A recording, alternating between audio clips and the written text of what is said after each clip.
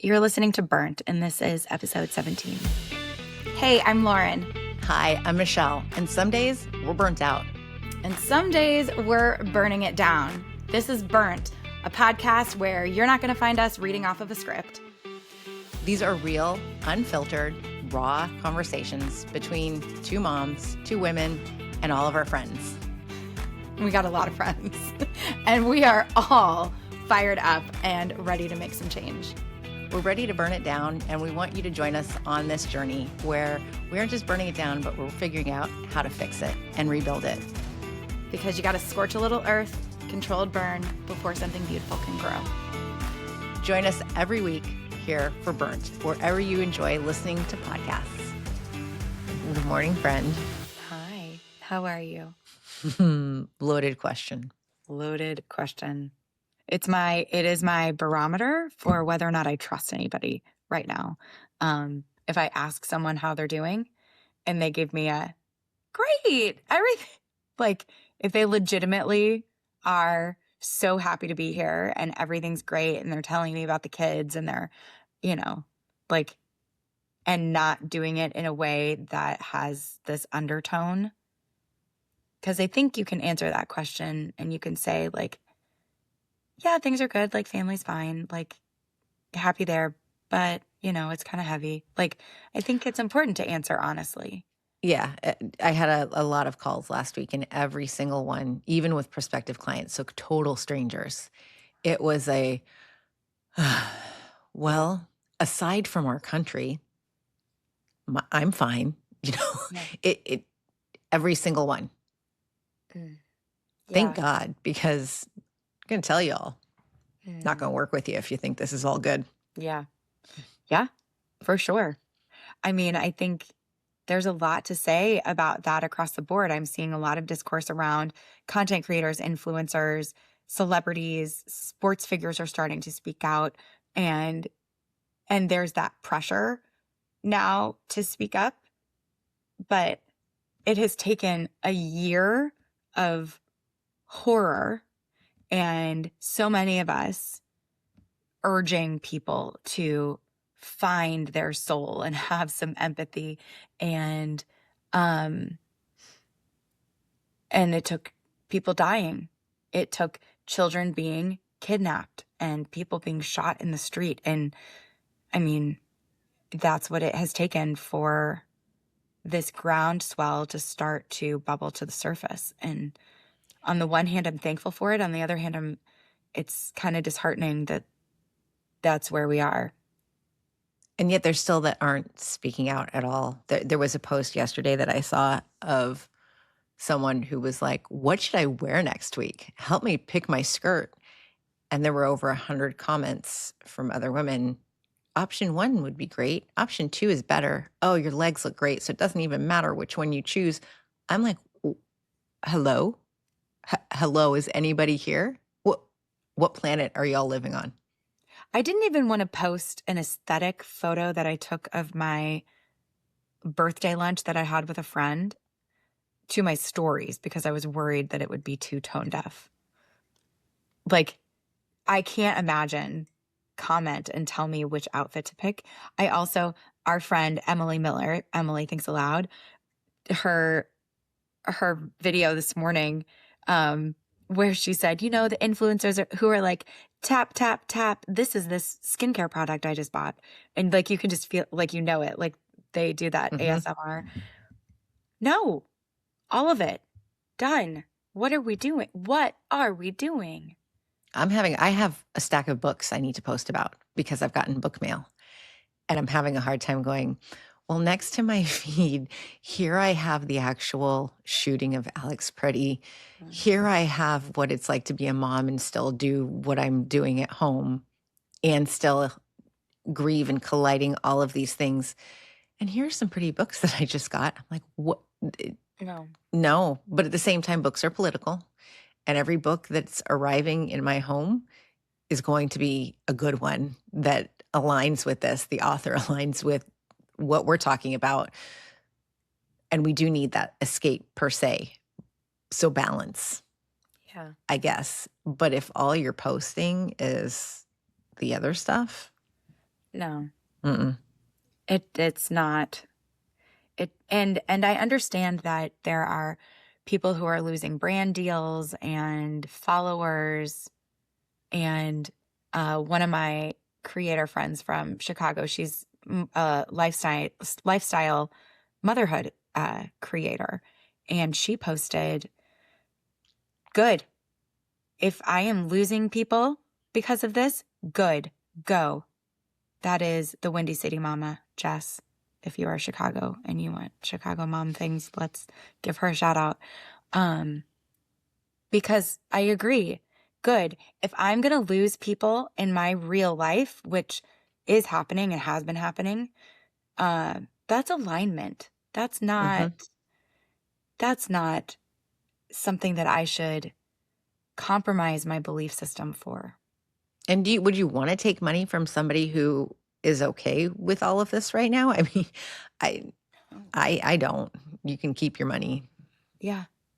No, not at all. I posted to Facebook, which is still private for me.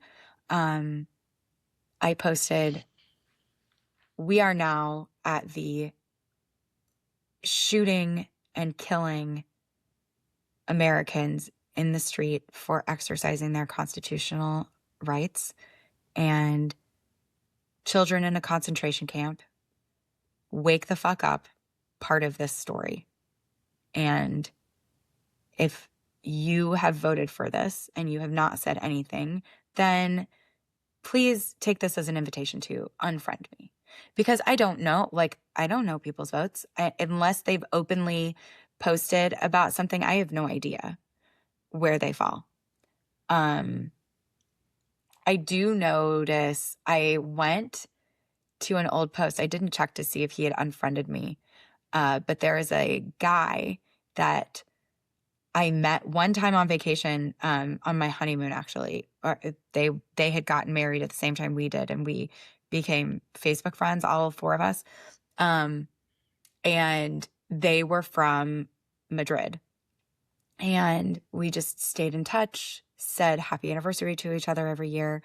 Uh, and he started messaging me and commenting on things, saying that he would have voted for Trump if he was an American, and that he fully supports the immigration policy that they are pushing forward, and that he appreciates me using my voice, but that he very much does not agree with what I'm saying. And I checked in with him another time, and he was like, "Yep, still agree." Like that. I'm yes. And then I I posted to Facebook at one point. I said, "Friends who live in other countries, can you tell me what it is like watching America right now? Like, what are you seeing? What is your interpretation?" And he had rattled off quite a bit in that comment thread. Those comments are gone now because I got the 1 year memory reminder on it yesterday. Mm-hmm. Comments are gone. I went to go look at them and they're all gone. So I don't know if he would have had to go in and actively delete them. So I wonder if are some people embarrassed about the position that they held a year ago. I They hope should so. be. I hope so. Yeah. We see some Democrats now who voted last week who are embarrassed for voting the way that they did last week. True. So, yeah, eat crow. Yeah. I did see something really beautiful. Um, it was, it's a, I think he was a pastor, evangelical, aggressively pro-life, um, pro-life, like in the air quotes. Because to clarify, just because you are pro babies being born and you are anti-abortion does not mean that you are pro-life, because anti-abortion policies lead to more death. And you cannot say that you are pro-life when your policy leads to more death. And then when people are being gunned down in the streets by our government and stay quiet, you are not pro-life. You are not pro-life. And I'm talking specifically to people who I know in real life, who their entire belief structure and how they exist in the world hinges upon this moral superiority that they are pro-life and that they are gonna. And I just hope that at some point here they're gonna start to realize, like this gentleman who he was an activist, a pro-life activist, and he would go outside of abortion clinics and preach and knock doors and was very aggressive about it for years and years. And he was interviewed at a protest in Minneapolis, and he apologized, and he said, I realize that the policies and the politicians and the things that I was advocating for so long, that has led us to where we are now. And now it is my responsibility to repair. I have to do repair now. And so that's why I'm out here, and I'm going to do everything in my power to right the wrong that I facilitated. And I think we need more of that. We do.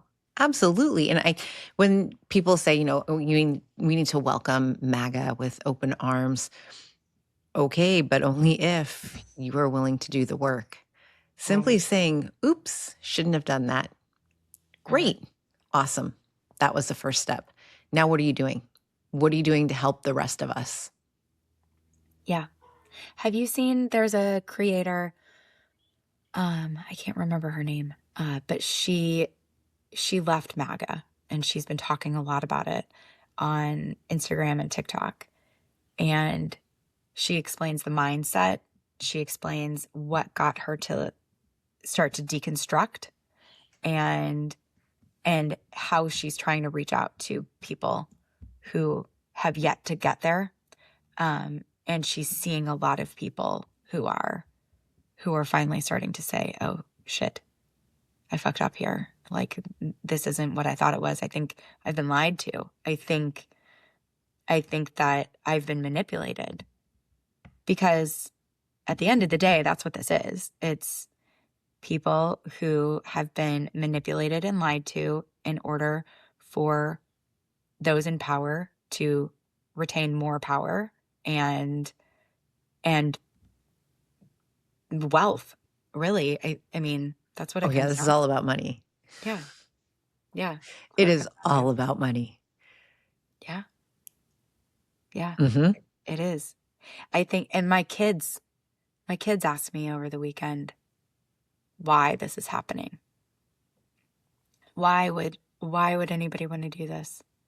Because they're old enough to know and to Mm-hmm. recognize it, but they're still so young that the nuance is really, I can barely even understand it.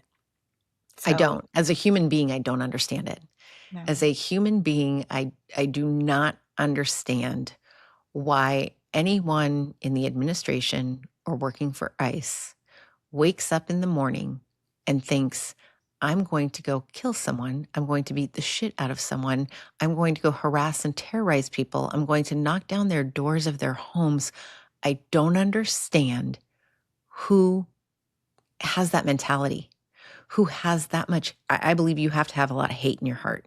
You have to be a miserable, miserable person to think that this being your job is okay.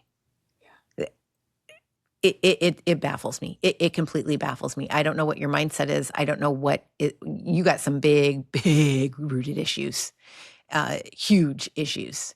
And it's sad and it's scary. It's really scary.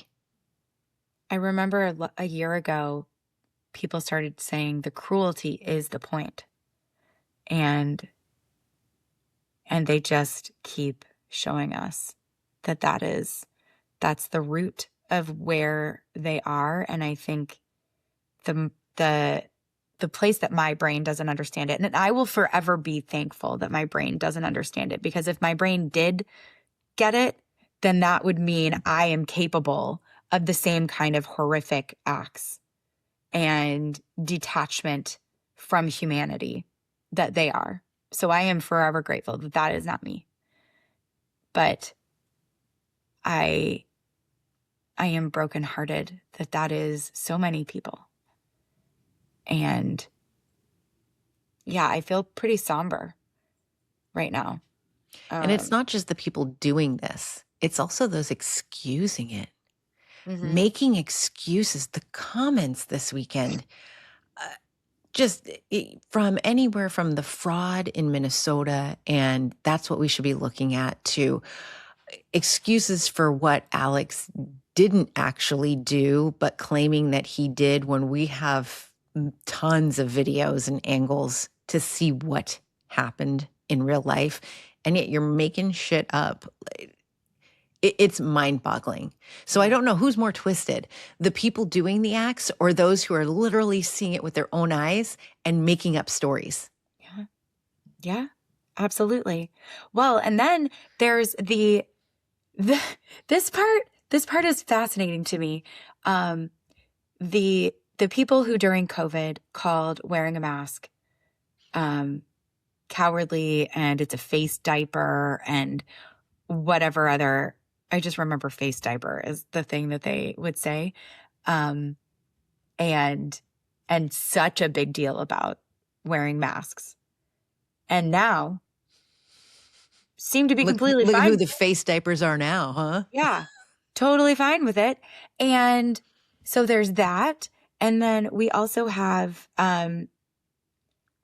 the explanation that they are trying to paint to justify the, I don't know if we're calling it an assassination, an execution, but a murder of Alex Preddy.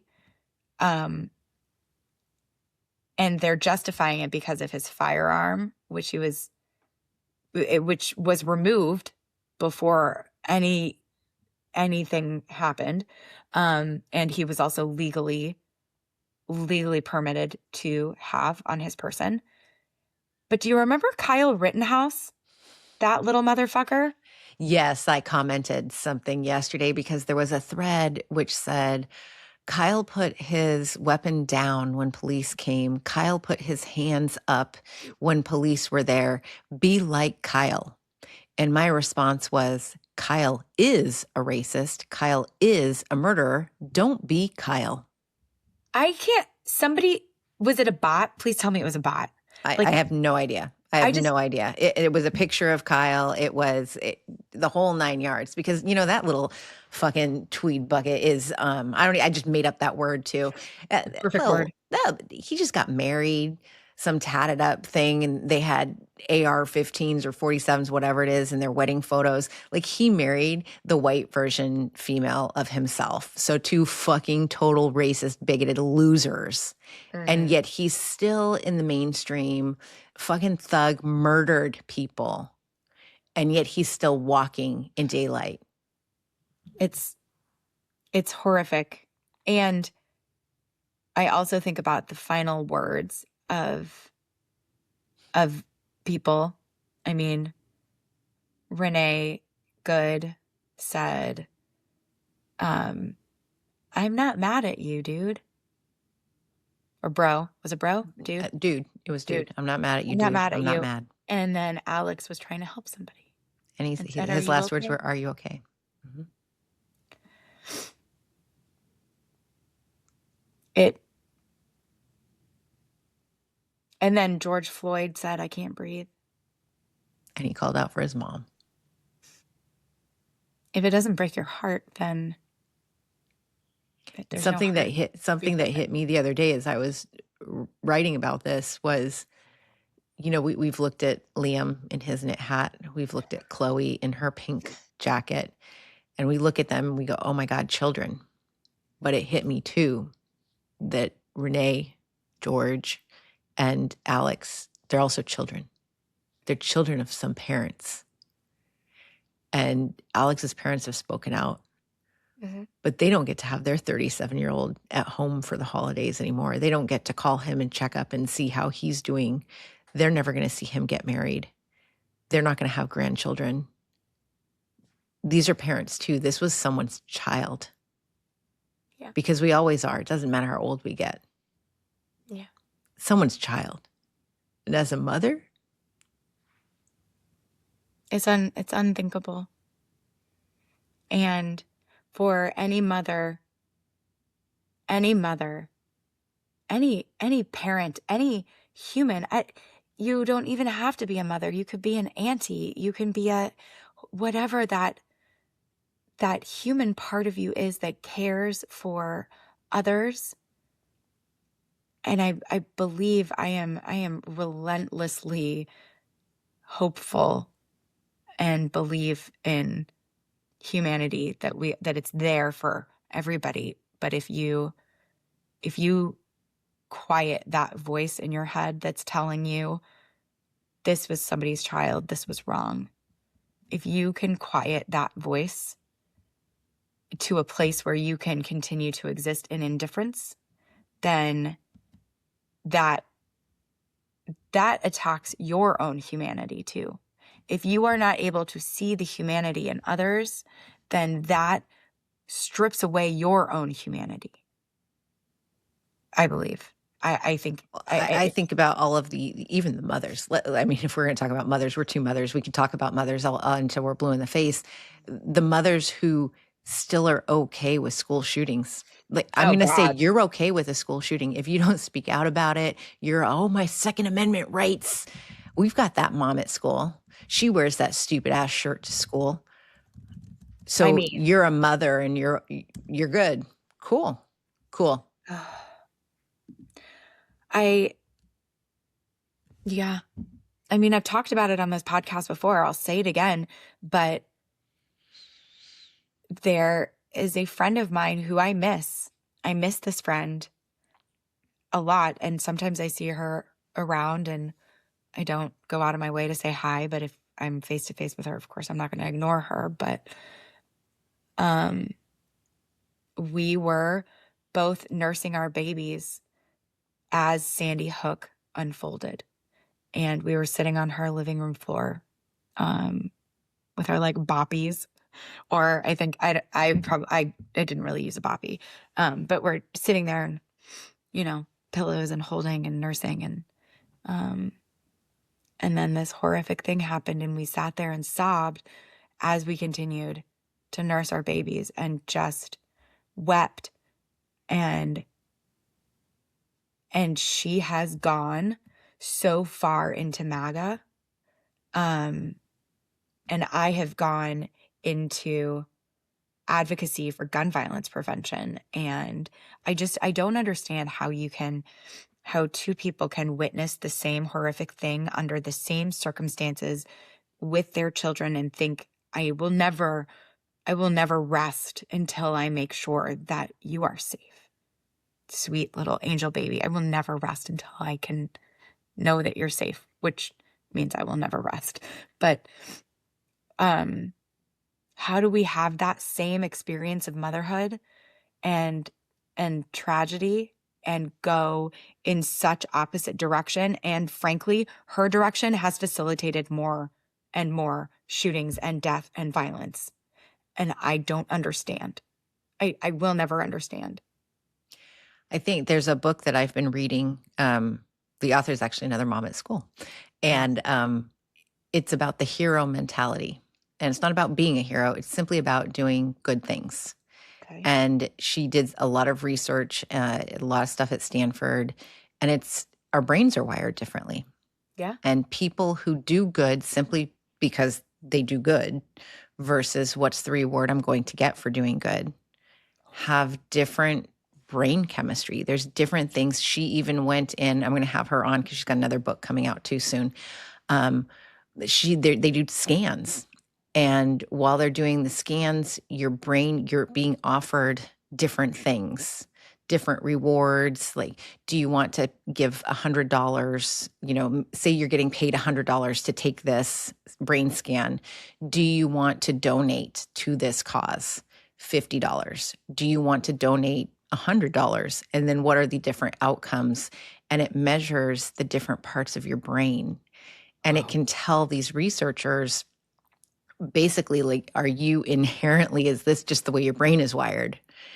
And I wonder if, I don't know why our brains are wired so differently, but this is scientific. And so maybe there's a whole group of people who just have different chemistries than a whole big group of the rest of us who are out here. We've talked about this too. Is this the work that we want to be doing? No. Do you think that I want to have 50 signal chats in which I'm understanding news before CNN has broken it? Absolutely not. No. Absolutely not. I would love to just hunker down, read a book, and enjoy everything. But that's not the moment we live in. So I'm going to do whatever I can Mm-hmm. to make it different. So that Absolutely. someday maybe we can just sit with a blanket, a cup of tea, read a book, and just let our kids play. Yeah. I think that's what so many of us want. And I want to pull on that thread a little bit more because I think that that's right. That there are, it's almost a friend of mine, we had this conversation about how maybe there is like a different actual kind of evolved species that we are all humans, but there are that brain chemistry actually can be categorized into a species differential. Um, and that it's like a little bit of a variation. And I'm fascinated by that idea. But also there are studies that show there are certain types of brains that are more drawn toward authoritarianism rather than the type of justice focused, community driven democracy that we are striving for.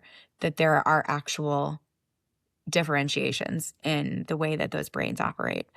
I find that very fascinating, and it's, I want to have empathy for the people in that space, because how much of this is a choice versus how much of this is just that's the way your brain works. Like, I have ADHD. That's just the way my brain works. Like, is it that kind of a situation? And we need to help them with supports to not be evil. Like, I don't know what the solution is. Like, I am such a deeply empathetic person. I'm even looking at those who are shrugging their shoulders and who are internally conflicted and not saying anything. I am looking at them with empathy and begging them to come over and be on the side of humanity, be on the side of goodness and love and justice. I am pleading every day. And I have so much empathy for where they are. And also, I want to say, fuck you. You got us here. Your apathy and your like, but you can't do that. We can't do that, because if we go there, if we go to that option, then nobody's going to leave a cult. Nobody's going to leave this mentality of humanity being an afterthought, or even worse, people thinking that humanity is evil and undesirable, which is what it seems like. So we can't come at them with that anger and frustration that we feel, because it's just gonna reinforce their cognitive dissonance and the environment that they live in. So we have to try to pull people, and it's a Herculean task. Well, and then we look at social media and like who's a bot and who is real. And I will tell you, it's fascinating that the private accounts without a picture, with 0 posts, or it's some white man. Like, I'm not generalizing. Like, these are literally the comments that are popping in, who are defending things, and you're like, well, is it a bot or is it a real human? And I'll tell it I off, and then I delete their stuff. I block every bot. I had a really How do you interesting, know they're a bot though? because 0 posts, no photo, or really generalized photo. You can tell by how many people are following them versus, like, if it's, I I think that actual people, they are going to have thousands of people they're following and hundreds upon hundreds of posts. It's not like they've got 20 posts and they're following 400 people. And like, it's not, I think that's at least how I look at bots. And I also think about what their comment might be. And maybe they're not bots, but I always block and I don't engage. I usually only engage if the comment is something that I think the response would be educational and other people who are looking through the comments could benefit from. I never reply to any kind of negative comment without the intention of education. Yeah, I'm trying to think of a circumstance where I might just be doing it because I felt cunty and wanted to, like, I'm sure that has happened, but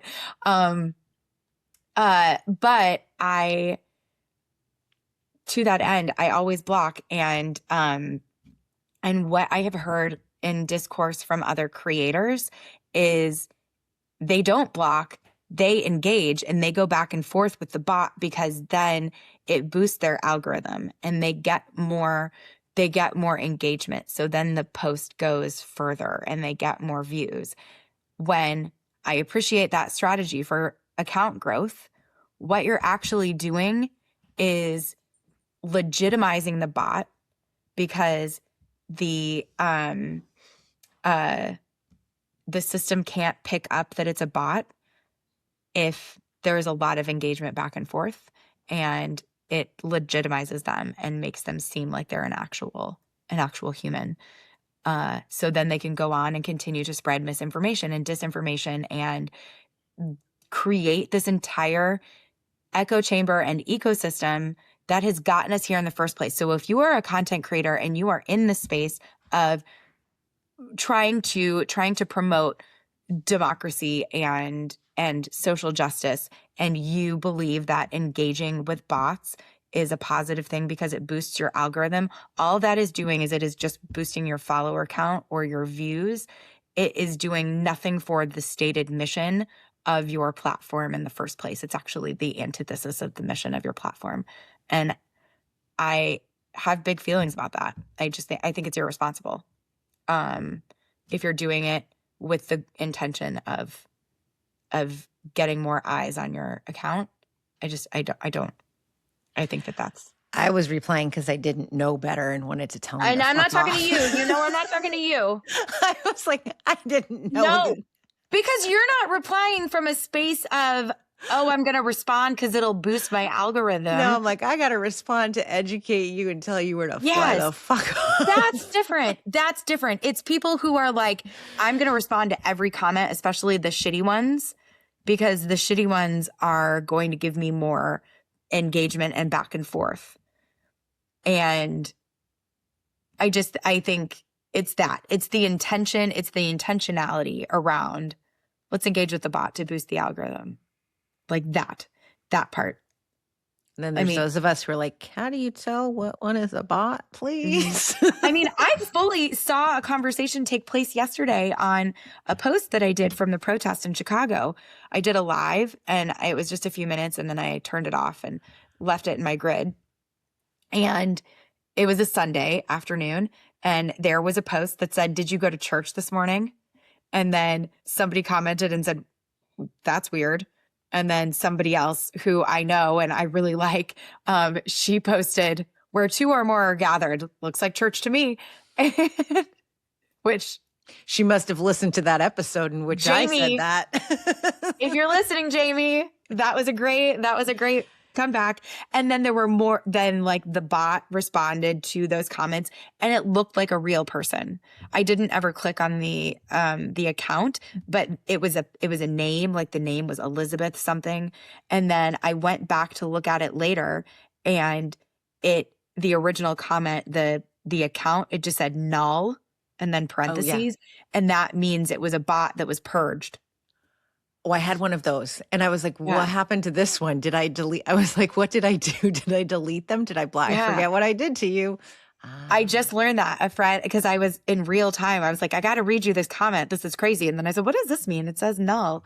And they let me know that that's that's a bot that got purged. So we're not always going to know if it's like we're not going to know, but I think it's different if you're seeking out and intentionally engaging with bots because you know that the back and forth will. I no think one knew this was a social media 101 episode no, today. sure didn't. But I think it goes back to we all have a responsibility here, especially those of us with platforms. I mean, I think no matter what your platform size is, even if your platform is private and you just are speaking to your own personal network and local community, that's still a platform. And we have a responsibility in this moment as Americans to say something because this is make it or break it time. Make it or break it. If we do not get to the other side of this moment right now, it could either, I mean, I don't want to put that out into but this is it. This is the time. We are at the last chapter of On Tyranny by Timothy Snyder. We're at the last chapter. We are there. So it took them a year. I thought it was going to take them longer, but we're here. So if anybody is listening to this that is still not sure if they should be speaking up and they don't want to disrupt the peace or make waves, they're worried about their business, they're worried about their family, they're being quiet to try to keep themselves safe. You are not keeping anyone safe, least of all yourself. You are endangering yourself, your family, your livelihood, and all of us, everyone. So it is an active choice to be quiet. There is no alternative. Did I say the thing about the Nazis last time? I can't remember. When What there about are them? when you have um 5 people sitting at a table in Nazi Germany, 2 of them Yes. are Nazi soldiers, Yes. 3 of them are not. How many Nazis are at that table? 5. Just a reminder for If anyone who's you are not forgotten. speaking, if you are not speaking, you are complicit. I am not mincing words. You're complicit. You're part of it. And you're excusing it and you're allowing it to happen. Um, your apathy has allowed it to happen. So now you get to choose to use your voice and then engage in the repair that will hopefully repair the mess that our country is in. And I believe it'll build it into something better, something more beautiful. And I hope we get to see it. I hope we get to see it. I believe we will. I believe yesterday at the rally in Chicago, at the very end of the march, my favorite is, I believe that we will win, that chant. And the snow is like floating down and around. And I do believe, I believe we will win. I don't think it will be easy. I don't think it will be fast, but I have a lot of faith. Amen. Do you have the faith? Where are I you at? do. I do. No, I believe it will. And I just hope that it's going to take many years to repair what's been done in just a year. But I think that we've seen so many people come out and lead this. And I'm not talking about anyone who's elected. I'm talking about regular, everyday people who have said, I'm going to take a stand. I'm going to speak up. I'm going to do something. And I think because of them, we will see something better come out of it because our kids deserve that. They really do. They do. I don't want my children to grow up and have to do what I'm doing. No. It's a scary moment. I I think about my oldest. Today's his His 14th birthday. birthday. Yeah. We have 4 years. 4 years left with him here before he's in college somewhere, and that doesn't feel like enough time to get it right for him.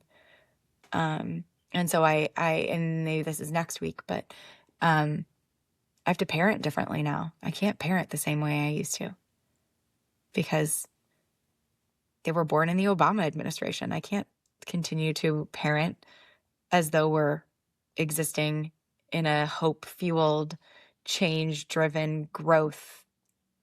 The arc of the moral universe is long, but it bends toward justice, like, moment. I can't parent that same way because that is doing our children a disservice to not prepare them for the world that they will inherit, the world that my child will be in, and in 4 years. It would be a disservice to not change the way that I parent. So maybe that's a next week episode, but Well, keep smiling. Hmm. You're the sunshine. Sometimes I'm partly cloudy. You're the weather. It's ever changing. It's fine. Let's just not have any sort of like natural disaster. No. Until next week. Thank you, friend. Thank you.